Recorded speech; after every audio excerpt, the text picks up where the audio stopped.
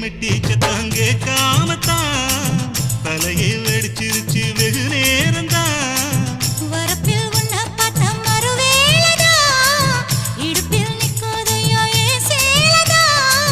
காலையிலும் காட்சி உண்டு சாத்தி கடி கதவத்தான் கட்டிலுக்கு கால் வலிச்ச கட்டாந்தர படுக்கதா. உடம்பு முழுக்க இப்போ ஒரு ரயில் ஓடுது மச்சான். வளைச்சு நொறுக்க சொல்லி என் வளையல் கிஞ்சது மச்சான்.